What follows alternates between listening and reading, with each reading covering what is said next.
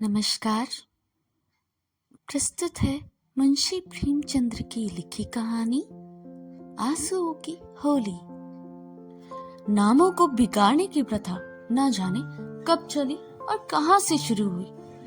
संसार व्यापी रोग का पता लगाएं तो ऐतिहासिक संसार में अवश्य ही अपना नाम छोड़ जाए। पंडित जी का नाम तो श्रीविलास था, पर मित्र लोग सिलबिल कहा करते थे। नामों का असर चरित्रता पर कुछ ना कुछ पड़ जाता है। बेचारे सिलबिल सचमुच ही सिलबिल थे। दफ्तर जा रहे हैं मगर पैजामे का इज़ार बंद नीचे लटक रहा है, सिर पर फ्लैट कैप है और लंबी सी चुटिया पीछे को झांक रही है। अचकन यूं बहुत सुंदर है, ना जाने उन्हें त्योहारों से क्या चिढ़ थी। दिवाली गुजर जाती पर वह भला मानस कौड़ी हाथ में ना लेता, और होली का दिन तो उसकी भीषण परीक्षा का दिन था। 3 दिन वह घर से बाहर ना निकले, घर पर भी काले कपड़े पहने बैठे रहते थे। यार लोग टोहे में रहते थे कि कहीं बचा फंस ना जाए, मगर घर में घुसकर तो फौजदारी नहीं की जा सकती। एक आधा बार फंसे भी, मगर घगिया पुदिया का बेदाग निकल जाए। लेकिन अब की समस्या बहुत कठिन हो गई थी। शास्त्रों के अनुसार हर वर्ष तक ब्रह्मचर्य का पालन करने के बाद उनका विवाह किया जाता। ब्रह्मचर्य का परिपक्व होने में थोड़ी बहुत कसर रही, वह 3 वर्ष के गौने में मदद ने पूरी कर दी। यद्यपि स्त्री को कोई शंका ना थी, तथापि वह औरतों को सिर चढ़ाने की हामी में ना थी। इस मामले में उन्हें अपना वही पुराना दुराना ढंग पसंद था। बीवी को जब कसकर डांट दिया जाए तो उसकी मजाल है कि रंग हाथ में छुए। विपत्ति यह थी कि ससुराल के लोग भी होली मनाने आने वाले थे। पुरानी मसल है, बहन अंदर हो भाई सिकंदर। इन सिकंदरों के आक्रमण से बचने का उन्हें कोई उपाय सूझता न था। मित्र लोग घर में न जा सकते थे, लेकिन सिकंदरों को कौन रोक सकता था। स्त्री ने आंख फाड़कर कहा, अरे भैया, क्या सचमुच रंग ना लाओगे? यह कैसी होली है बाबा? सिलबिल ने त्योहारी चढ़ा कर कहा, बस मैंने एक बार कह दिया और बात दोहराना मुझे पसंद नहीं। घर में रंग नहीं आएगा तो कोई ना छुएगा। मुझे कपड़े और लाल छींटे देखकर मछली आने लगती है। हमारे घर में ऐसी ही होली होती है। स्त्री ने सुर झुकाकर कहा, तो ना लाना रंग संग, मुझे रंग लेकर क्या करना है? जब तुम ही रंग ना छुओगे तो मैं कैसे छू सकती हूँ? सिलबिल ने प्रसन्न होकर कहा, निसंदेह यही साध्वी स्त्री का धर्म है। लेकिन भैया तो आने वाले थे, वह क्यों मानेंगे? उनके लिए भी मैंने एक उपाय सोच लिया है। उसे सफल बनाना तुम्हारा काम है। मैं बीमार बन जाऊंगा, एक चादर ओढ़कर लेट रहूंगा। तुम कहना इन्हें ज्वर आ गया है, बस चलो छुट्टी हुई। स्त्री ने आंख नचाकर कहा, ये नौज कैसे बातें मुंह से निकालती हो? ज्वर जाए बुद्धि के घर, यहाँ आए तो मुंह झुलस दूंगी निगोड़े का। तो फिर दूसरा उपाय है ही क्या? तुम ऊपर वाली छोटी कोठरी में छिप जाना। मैं कह दूंगी उन्हें जुलाब लिया है, बाहर निकलेंगे तो हवा लग जाएगी। पंडित जी खिल उठे, बस बस यही सबके लिए अच्छा है। 1389 होली का दिन है। बाहर हाहाकार मचा हुआ है। पुराने जमाने में अबीर और गुलाल के सिवा और कोई रंग ना खेला जाता था। अब नीले, हरे, काले सभी रंगों का मेल हो गया है, और इस संगठन से बचना आदमी के लिए तो संभव नहीं। हाँ देवता बचे। सिलबिल के दोनों साले मोहल्ले भर के मर्दों और औरतों, बच्चों, बूढ़ों का निशाना बने हुए थे। बाहर के दीवान खाने के फर्श, दीवारें यहाँ तक कि तस्वीरें भी रंग उठी थी। घर में भी यही हाल था। मोहल्ले की नंदे भला कब मानने वाली थी, पर नाला तक रंगीन हो गया था। बड़े साले ने पूछा, क्यों री चंपा, क्या सचमुच उनकी तबीयत अच्छी नहीं है? खाना खाने भी नहीं आएंगे? चंपा ने सिर झुकाकर कहा, हाँ भैया, रात से ही पेट में कुछ दर्द होने लगा। डॉक्टर ने हवा में निकलने से मना कर दिया। जरा देर बाद छोटे साले ने कहा, क्यों जीजी, क्या भाई साहब नीचे नहीं आएंगे? ऐसी भी क्या बीमारी है, कहो तो ऊपर जाके देख आऊं? चंपा ने उसका हाथ पकड़कर कहा, नहीं नहीं, ऊपर मत जाइयो, वह रंग वरंग से ना खेलेंगे। डॉक्टर ने हवा में निकलने से मना कर दिया है। दोनों भाई हाथ मल कर रह गए। सहसा छोटे भाई को एक बात सूझी, जीजा जी के कपड़ों के साथ क्यों ना होली खेलें? वह तो बीमार नहीं। बड़े भाई साहब के मन में भी यह बात बैठ गई। बहन बेचारी अब क्या करती? सिकंदरों ने कुंजिया उसके हाथ से ले ली और सिलबिल के सारे कपड़े निकाल निकाल कर रंग डाले। रुमाल तक ना छोड़ा। अब चंपा ने उन कपड़ों को आंगन में अलगनी पर सुखाने को डाल दिया तो ऐसा जान पड़ा मानो किसी रंग रेस में बिहा के जोड़े रंगे हो। सिलबिल ऊपर बैठे यह तमाशा देख रहे थे, पर जबान न खोलते थे। छाती पर सांप लौट रहा था। सारे कपड़े खराब हो गए। दफ्तर जाने को कुछ बचा ही नहीं। इन दुष्टों को मेरे कपड़े से ना जाने क्या बैर था। घर में नाना प्रकार के स्वादिष्ट व्यंजन बन रहे थे। मोहल्ले की एक ब्राह्मणी के साथ चंपा भी जुटी हुई थी। दोनों भाई और कई सज्जन आंगन में भोजन करने बैठे तो बड़े साले ने चंपा से पूछा, कुछ उनके लिए 30-90 मानसरोवर भी खिचड़ी विचड़ी बनाई जाए। पूरिया तो बेचारे खा ना सकेंगे। चंपा ने कहा, अभी तो नहीं बनाई, बना लूंगी। वारी तेरी अक्ल, अभी तक तुझे इतनी फिक्र नहीं कि बेचारे खाएंगे क्या? तू तो इनकी लापरवाह कभी ना थी। जा निकाल ला जल्दी से चावल और मूंग की दाल। नीचे खिचड़ी पकने लगी। इधर मित्रों ने भोजन करना शुरू किया। सिलबिल ऊपर बैठे अपनी किस्मत पर रो रहे थे। उन्हें इस सारी विपत्ति का एक ही कारण मालूम होता था, विवाह। चंपा ना आती तो ये साले क्यों आते? कपड़े खराब भी क्यों होते? होली के दिन मूंगी दाल की खिचड़ी खाने को क्यों मिलती? मगर अब पछताने से क्या होता है। जितनी देर में लोगों ने भोजन किया उतनी ही देर में खिचड़ी तैयार हो गई। बड़े साले ने खुद चंपा को ऊपर भेजा कि खिचड़ी की थाली ऊपर लेके जाए। सिलबिल की ने थाली की और कुपीत नेत्रों से देखकर कहा, इसे मेरे सामने से हटा ले जावा। क्या आज उपवास ही करोगे? तुम्हारी यही इच्छा है तो यही सही। मैंने क्या किया? सवेरे से जुटी हुई हूं। भैया ने खुद खिचड़ी डलवाई और मुझे यहाँ भेजा। हाँ हाँ, वह तो मैं देख ही रहा हूं कि घर का स्वामी नहीं। सिकंदरों ने उस पर कब्जा जमा लिया है। मगर मैं यह नहीं मान सकता कि तुम चाहती हो और लोगों के पहले ही मेरे पास थाली ना पहुंच जाती। मैं इसे पतिव्रता धर्म के विरुद्ध समझता हूं। और क्या कहूं? तुम देख रहे थे कि दोनों जने मेरे सिर पर सवार थे। अच्छी दिल लगी है कि और लोग तो समोसे और खस्ते उड़ाएं और मैं मूंग की खिचड़ी दी जाए।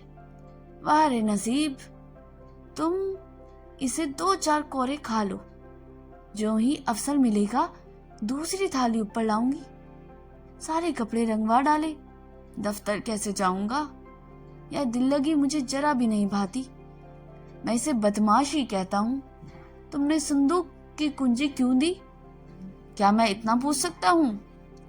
जबरदस्ती छीन ली थी। तुमने सुना नहीं क्या करती मैं? अच्छा हुआ जो हुआ सो हुआ। यह थाली ले जाओ। धर्म समझना तो दूसरी थाली लाना, नहीं तो आज व्रत ही सही। एकाएक पैरों से आहट पाकर सिलबिन ने सामने देखा तो दोनों साले आ रहे थे। उन्हें देखते ही बेचारे मन ने मुंह बना लिया, चादर से शरीर ढक लिया और कहराने लगे। बड़े साले ने कहा, कहिए कैसी तबीयत है? थोड़ी सी खिचड़ी खा लीजिए। सिलबिल ने मुंह बनाकर कहा, अभी तो कुछ खाने की इच्छा ही नहीं है। नहीं, उपवास करना तो हानिकारक होगा, खिचड़ी खा लीजिए। बेचारे सिलबिल ने मन में इन दोनों शैतानों को खूब कोसा और विष की भांति खिचड़ी कंठे से नीचे उतारी। आज होली के दिन खिचड़ी ही भाग्य में लिखी थी। जब तक सारी खिचड़ी समाप्त ना हो गई, दोनों वहीं डटे रहे, मानो जेल के अधिकारी किसी अनशन व्रतधारी कैदी को भोजन करा रहे हो। बेचारे को ठूस ठूस कर खिचड़ी खानी पड़ी। पकवानों के लिए गुंजाइश ही ना रही। 10 बजे रात को चंपा उत्तम पदार्थों की थाल लिए पतिदेव के पास पहुंची। महाशय मन में ही झुलस रहे थे, भाइयों के सामने मेरी परवाह कौन करता। ना जाने कहां से दोनों शैतान फट पड़े। दिन भर उपवास करवाया और अभी तक भोजन का कुछ पता नहीं। बारे चंपा को थाले लाते देखकर कुछ अग्नि शांत हुई। बोले, अब तो कुछ बहुत सवेरा हुआ, 1-2 घंटे बाद क्यों ना आई? चंपा ने सामने थाली रखकर कहा, तुम तो हार ही मान जाते हो। न जाती, अब आखिरी ये 2 मेहमान आए हुए हैं, इनकी सेवा सत्कार ना करूं तो भी इस काम नहीं चलता। तुम्हें तो बुरा लगेगा, कौन रोज आएंगे? ईश्वर ना करे कि रोज आए। यहाँ तक तो एक ही दिन में बंधिया बैठी थी। थाल की सुगंध में तरबतर चीजें देखकर सहसा पंजर जी के मुंह मुखारविद हाँ मानसरोवर पर मुस्कान की लाली दौड़ पड़ी। एक चीज खाते थे और चंपा को सराहते थे।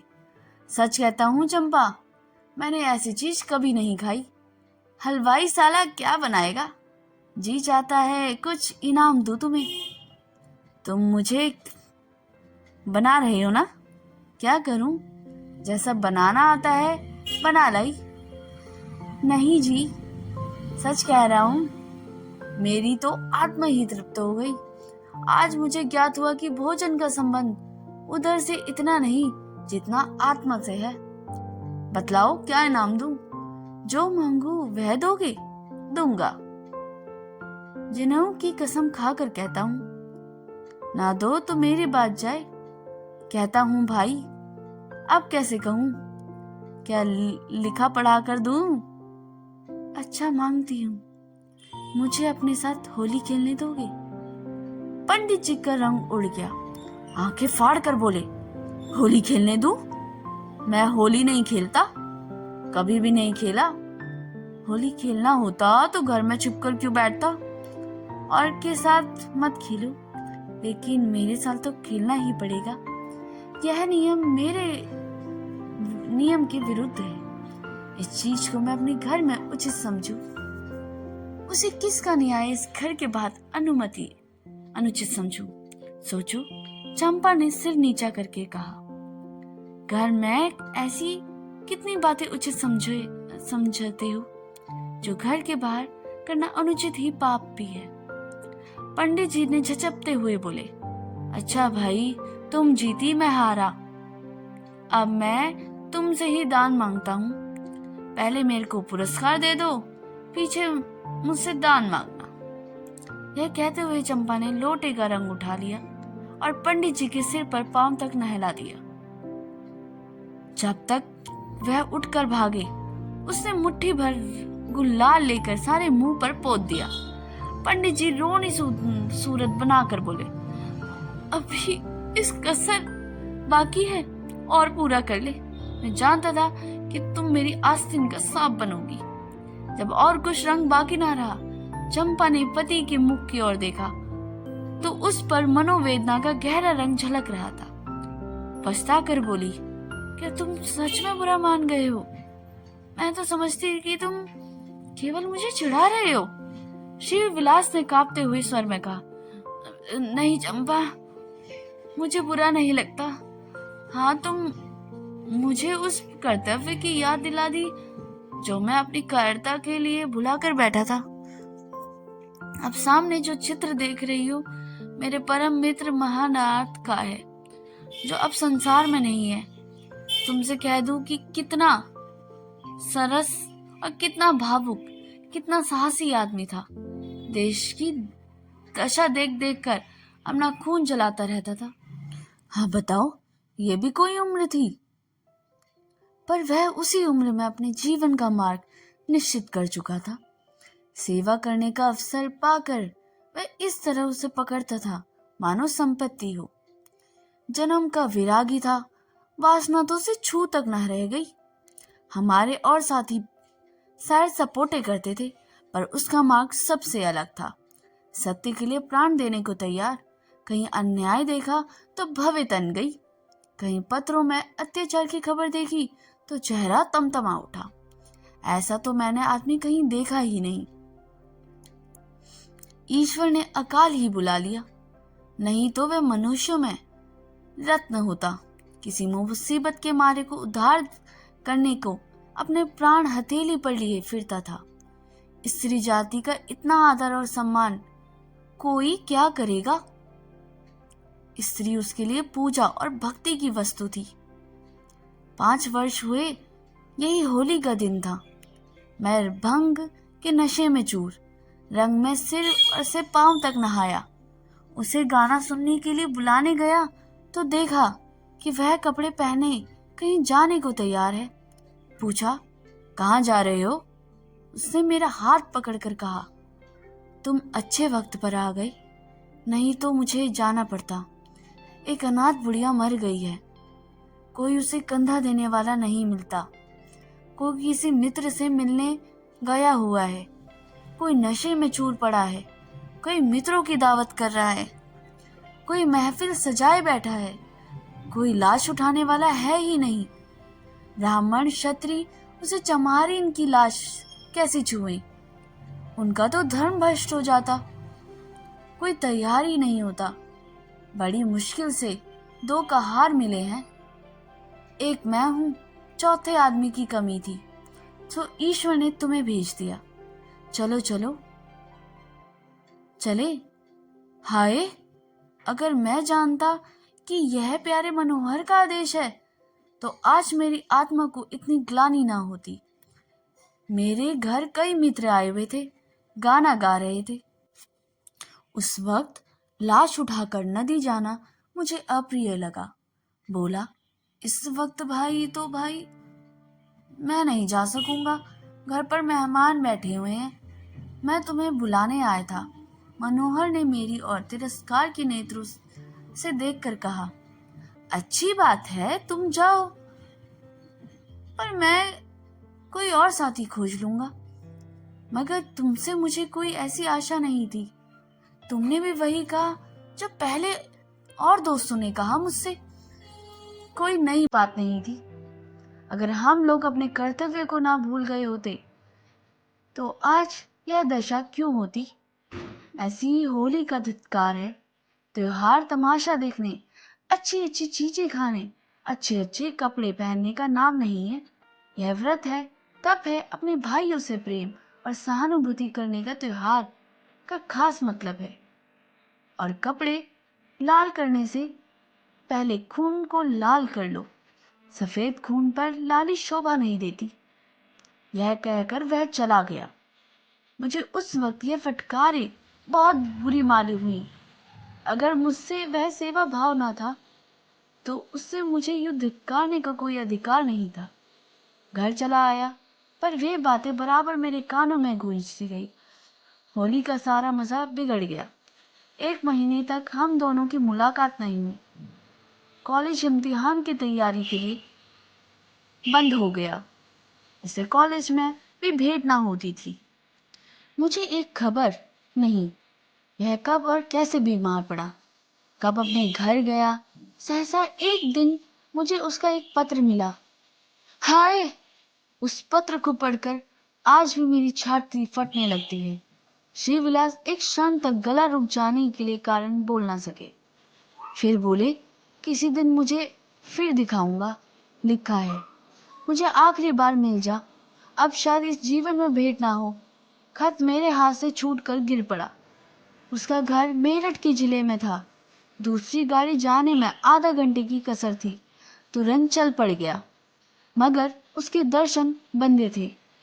मेरे पहुंचने से पहले ही वह सिद्धार्थ चुका था। चंपा, उसके बाद मैंने होली नहीं खेली। होली ही नहीं, अब सभी त्योहार छोड़ दिए। ईश्वर ने शायद मुझे क्रिया ही शक्ति दी नहीं दी।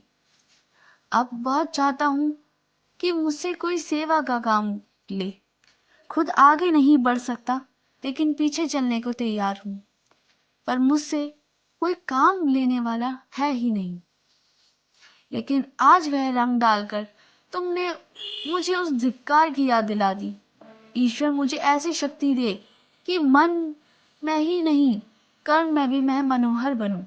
यह कहते ही श्री विलास से तश्तरी से गुलाल निकाला और उसे चित्र पर छिड़क कर प्रणाम किया। तो दोस्तों, अगर आपको स्टोरी अच्छी लगी हो तो आप हमें कमेंट बॉक्स में ज़रूर बता सकते हैं। अगर आपने इस चैनल को अभी तक सब्सक्राइब नहीं किया तो इसे सब्सक्राइब भी ज़रूर करें और इसके साथ लगे हुए बेल आइकन को भी प्रेस करें, ताकि मेरे द्वारा लाई गई वीडियो का नोटिफिकेशन आपको रेगुलर मिलता रहे। तब तक के लिए धन्यवाद।